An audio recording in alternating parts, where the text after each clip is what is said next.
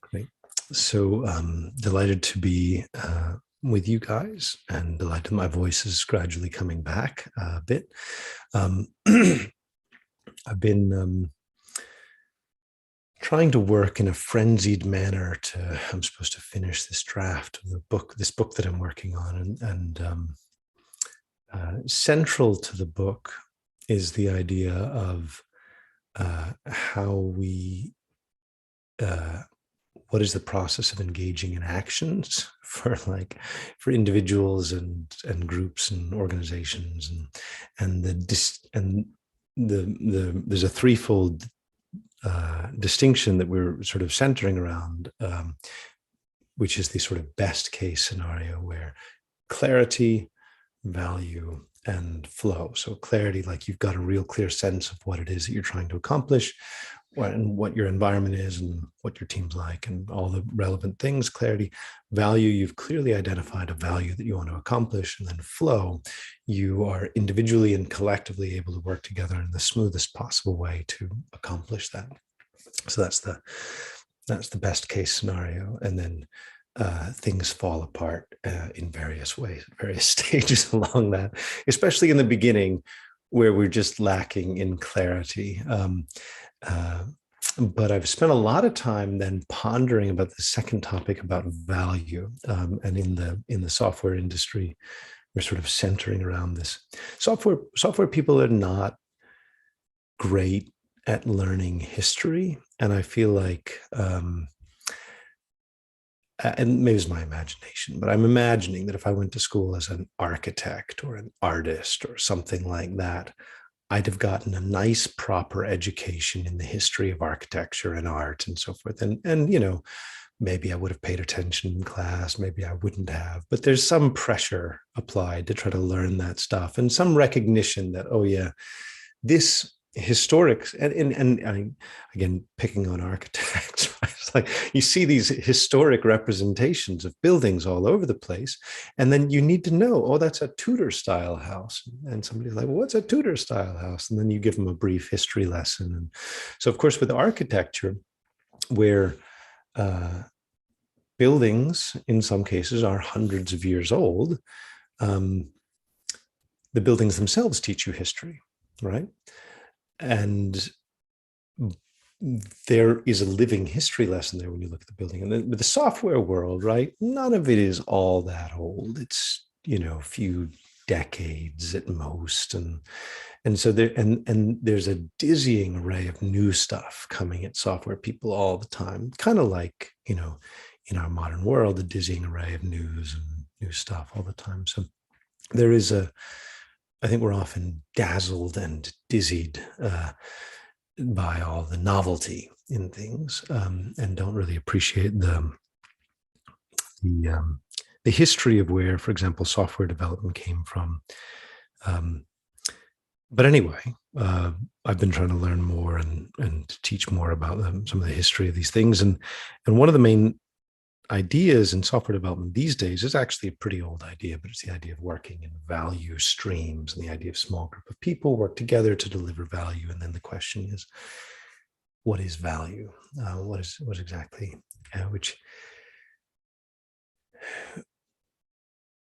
which of course on one level, value can mean money, right? How much money can you make from selling a certain thing?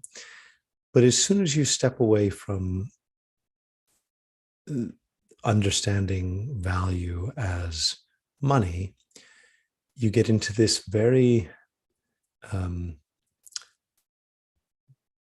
potentially even disorienting world where you quite quickly tip into philosophy and psychology and the subjectivity of who likes what, and what do humans like, and so the idea of value, everybody, how valuable is your family? How valuable is your health? What do you really want in life? Is comfort valuable? Is excitement valuable? People want different things.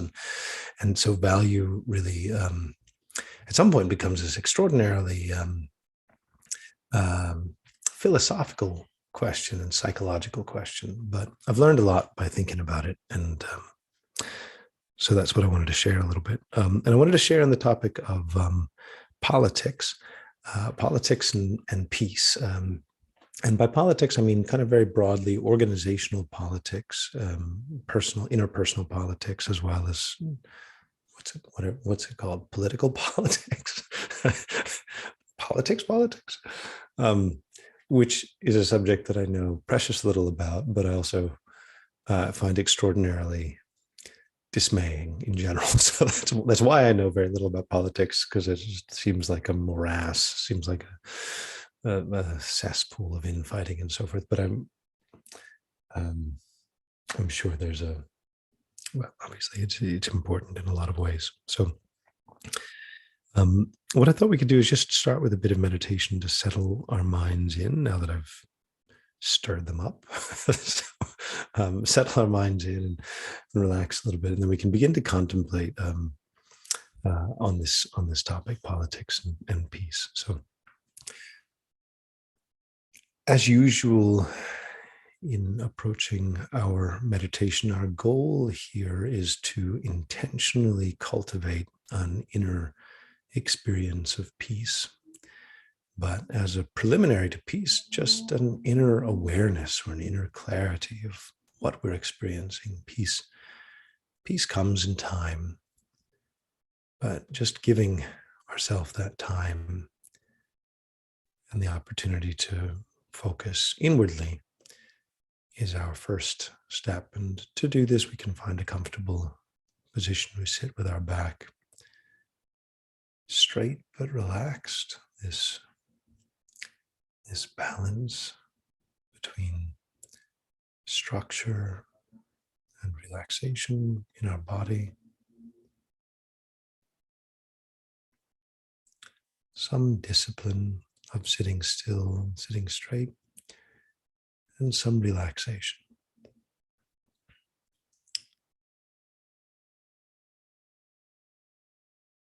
If we're too disciplined, too strict, too stiff, it becomes painful, not living, not comfortable. If we're too relaxed, it becomes we fall into sleep and distraction. So some balance. We close our eyes to reduce distractions. We just take a deep breath in and out.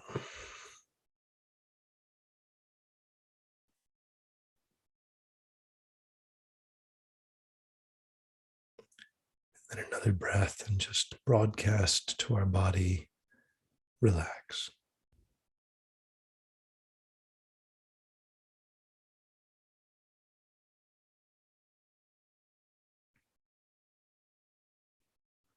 We broadcast to our body, we broadcast to our mind. We just invite, relax.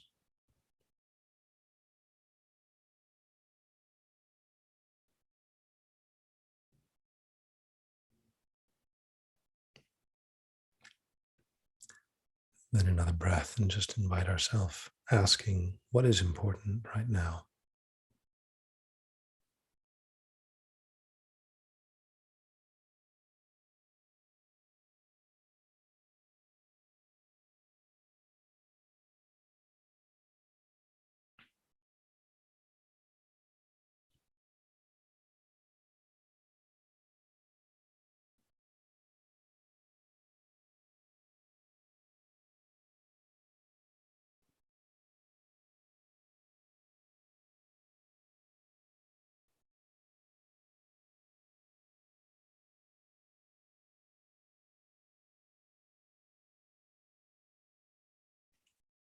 We feel throughout our whole body as we breathe, feeling the subtle sensation of expanding and contracting. Just asking, where do we feel our breath? Is it our belly or chest, in our nose, or even at our extremities, our arms and legs?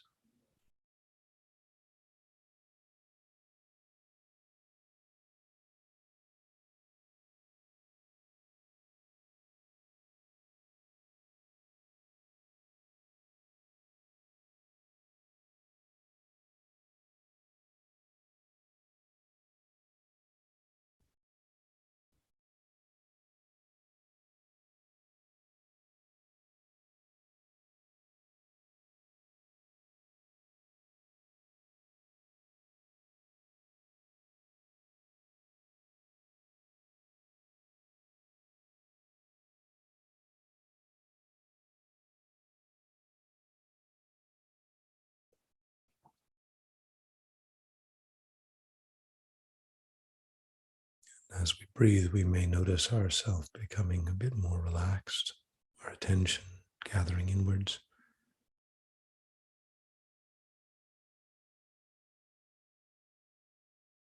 focus and interest gathering inwards.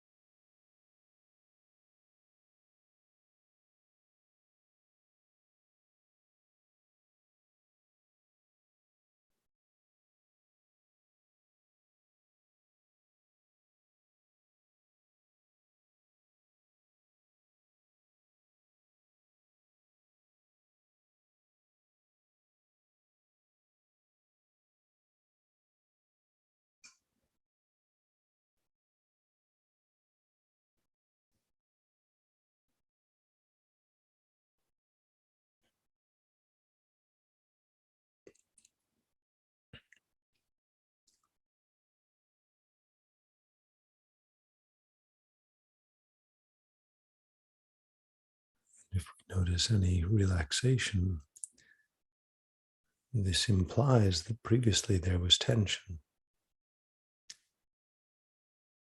If we ask why was there tension, we can recognize that our body is deeply involved in our thinking. We think with our body. Our mental life, our busy external life, planning, socializing, working.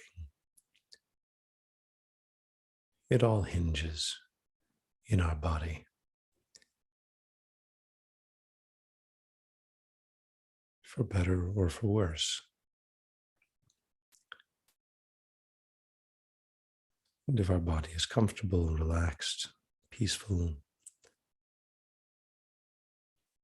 that radiates through everything we do. If our body is tense, uncomfortable, gripped by fear, that contaminates everything we do.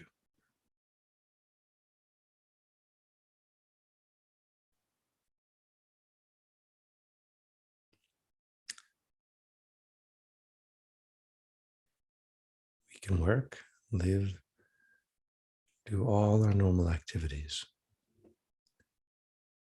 We need to do them from a state of peace.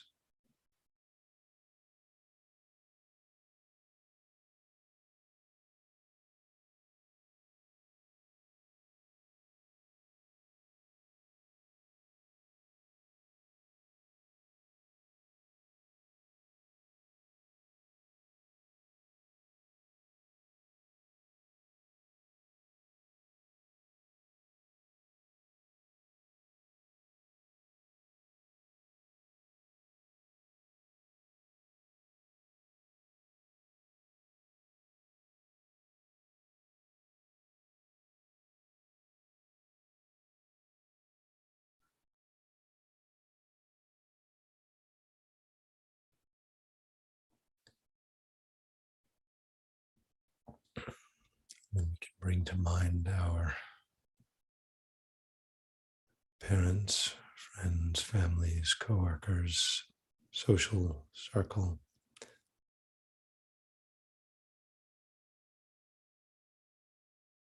And gently recognize that we are at the center of our own social network.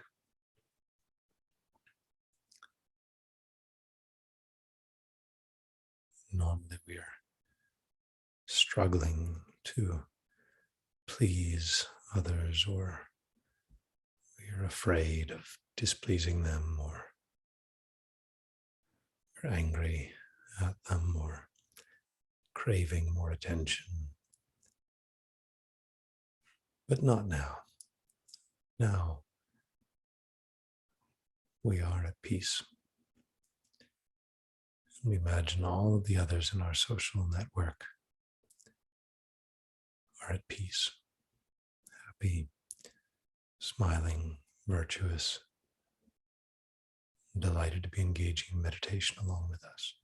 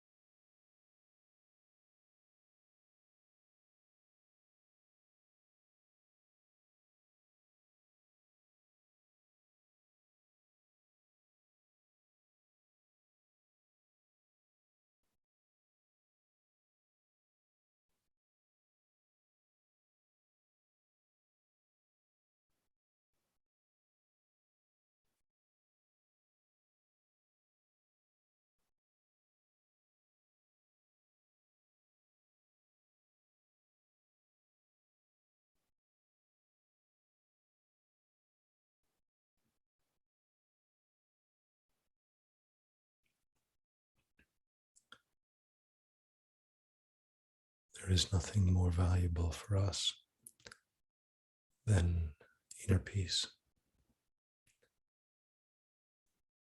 It is more valuable than money, possessions, status, relationships.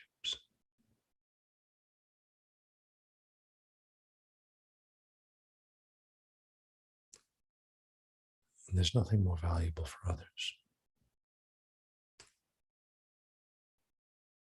By bringing others into a state of peace in our imagination, we are giving them the greatest gift. We are the greatest benefactor.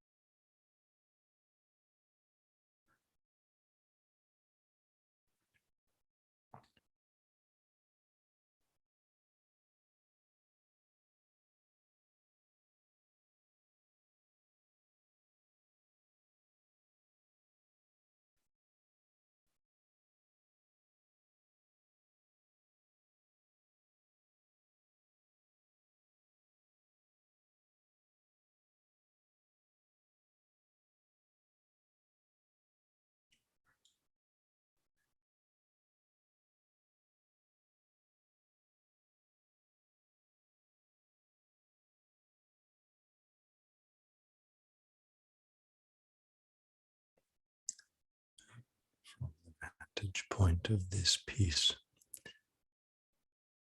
we generated an intention to more deeply understand our own and others' motivations, why we behave and think the way we do, so that through this understanding we can more easily navigate the challenges of our world while remaining in a state of peace.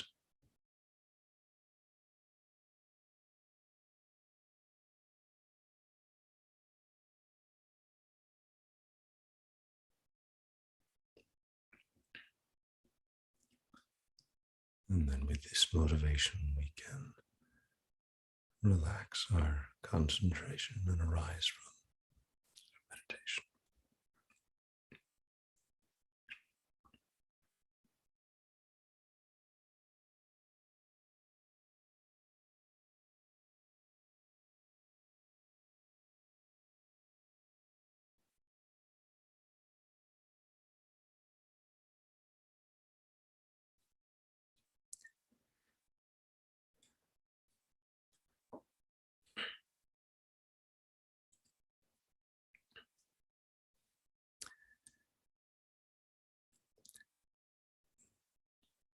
So in the book, I'm looking at three different models, traditional models for understanding human behavior. And the simplest of those is the evolutionary psychology angle, that we're motivated by survival and reproduction. We believe we exist. We want to continue existing. That's the survival motivation. We believe we exist. On one level, we know at some point death's going to win, and we're not going to continue to exist in this form. Therefore, what's our next best option? The ejector seat, launch ourselves into the next generation through our DNA and the reproduction motivation. So this fundamental motivation of all living beings from an evolutionary point of view, survival and reproduction, very simple to understand. But then, of course, the reproduction of, if you don't have kids, what are you still motivated by reproduction? Well, yes. I mean, there is how do you escape death, right? So you can escape death through your legacy, right? Through your ideas, through your influence on others, through your friendships, your relationships. There's other more abstract ways to escape death. Anyway, so that's survival and reproduction. The second model, very commonly known as Maslow's hierarchy of needs. And so, basic survival, and then security. Security is like, okay, we've got survival temporarily in control.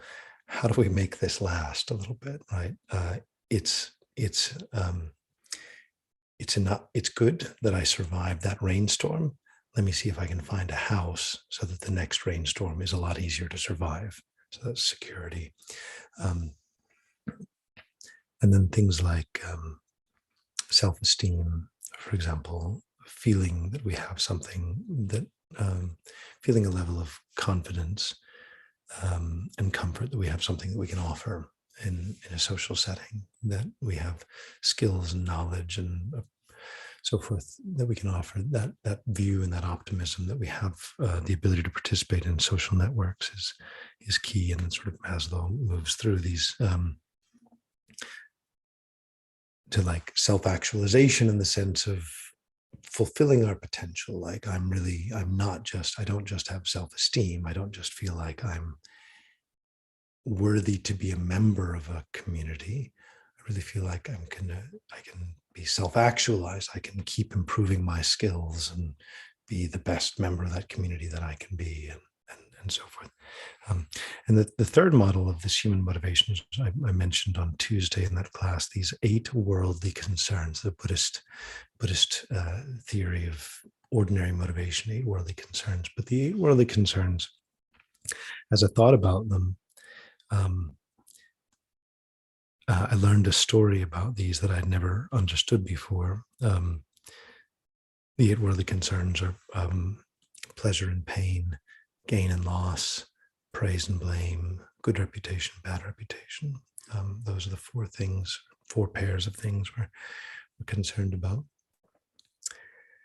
And at the most basic level, pleasure and pain, whether you're an amoeba or a human being, nobody wants pain, everybody wants pleasure.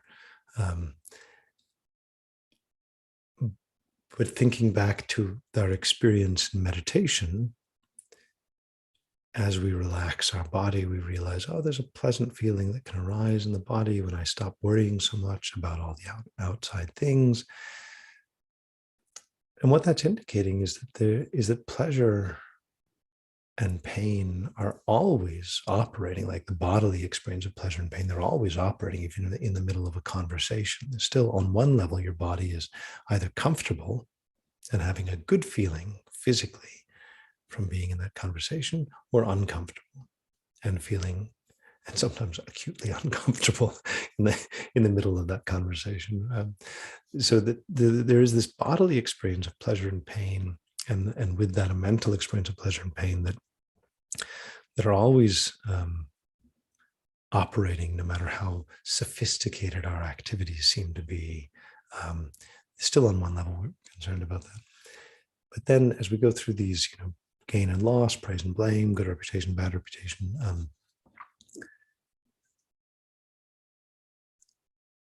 gain and loss is similar to Maslow's focus on security, where, like, if you've got a house, you don't have to experience as much pain from being exposed to the weather and other people and so forth. So resources can protect us from pain and can give us some pleasure and so forth. But in this set of 8 worldly concerns, Buddha pairs resources and respect. Resources and respect. He sort of talks about those kind of interchangeably, like resources and respect. Again, it's kind of a funny pairing, like, well, resources are different from respect. Respect is a view that others have of us in a social setting. Resources seem like just a material thing. And if you look at, for example, what is gold more valuable than lead, right? So gold, right? Well, gold is kind of pretty, right? Sparkly and pretty, but there's a lot of pretty things in nature. There's a lot of pretty things. Why does gold matter, right? One of the characteristics of gold is because it's soft, you can kind of shape it and you can make it into adornments that you can put on your body, and you can shape it, make it adornments that you put on buildings and adornments that you put on objects and so forth. And so you can actually sort of decorate your body, buildings, possessions, and so forth. You can decorate them with this thing, and increasing the beauty of yourself or these things and so forth. And by increasing the beauty, you can begin to attract a bit more respect and a bit more attention. And attention and respect are what we're really craving. Attention and respect are social currency, because if you think about, okay, survival and then security depends on membership in a group. We're social animals, we're social creatures. If you're on the periphery of the group, you get brushed away and shaken off quite quickly, right? If you're in the very center of the group, it's a lot more protected, safety in numbers. How do you become the center? Attracting the respect and the attention and reputation, praise, and so forth from others in the group. And that kind of takes us back to politics. And politics really is this this wish and this movement and activities to try to to try to become central in a social network. And we think about the American famous politics, the president, right? So, oh, how much politics is involved in becoming president, right? And yesterday, Kamala Harris, for 85 minutes, she assumed presidential powers as the first woman in history to assume presidential powers for the US, historic moment. She is, I'm sure, a lovely, generous person with tons of respect for President Biden and so forth. Somewhere in her mind was this thought, ooh, what if he dies? I get to be president. So somewhere in her mind, right? Because this constant wish to be like number one, right? In the very center, you'd be the president, right? You only get to do it for 4 years or 8 years, unless you can destroy democracy and become a dictator. But so why? In some sense, we're just incredibly motivated to try to get there. It's the worst job in the United States. It's a terrible job. It's a painful job. You got a lot of power and so forth. But at the same point, like if you actually want to do it well, there's so much stress and pain. So just helpful for us to know that whether it's geopolitical politics, as John was suggesting as a name, or organizational politics or whatever, there is this wish to be like central and most important in an organization. And that can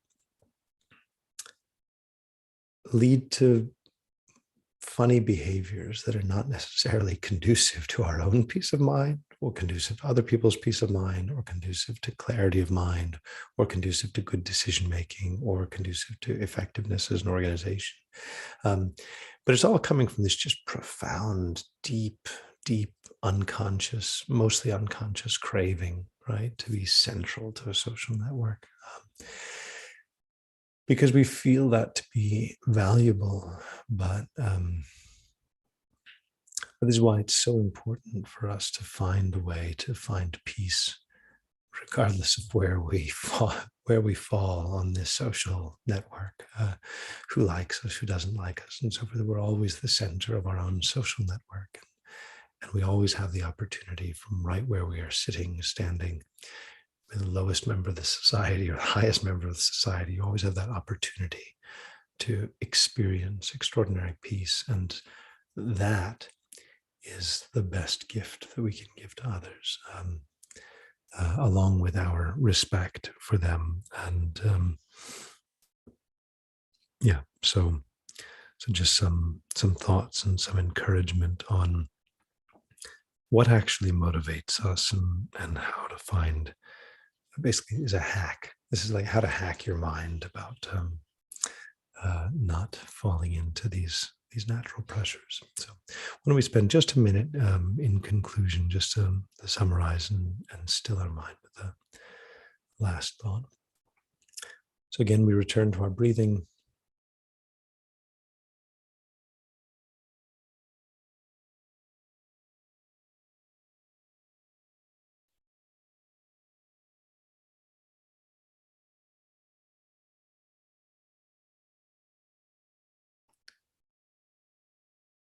We can think we as living beings naturally, instinctively crave security. And we crave it through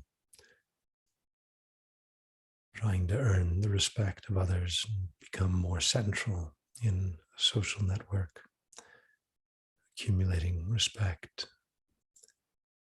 praise, and good reputation.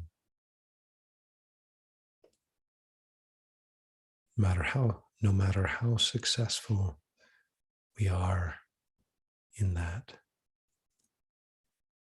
it doesn't guarantee us peace, doesn't guarantee us happiness, doesn't guarantee the fulfillment of our deepest wishes.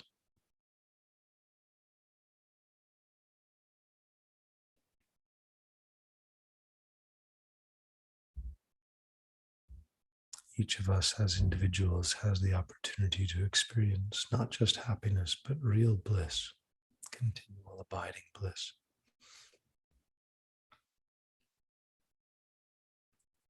And to help everyone around us to experience that same bliss.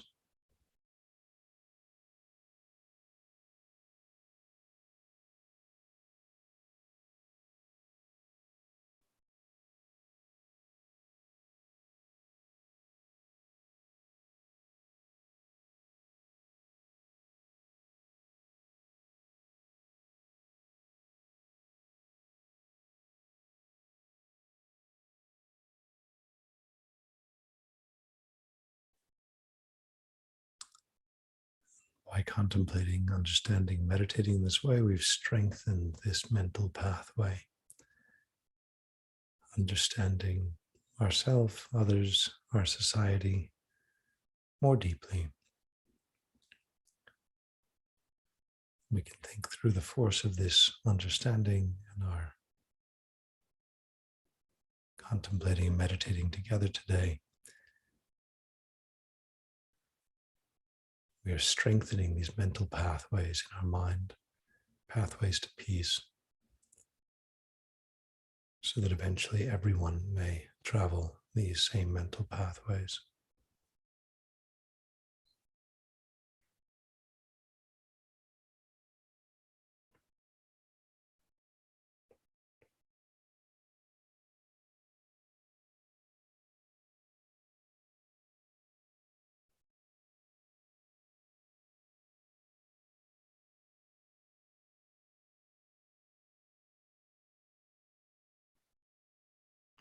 With this motivation, we can arise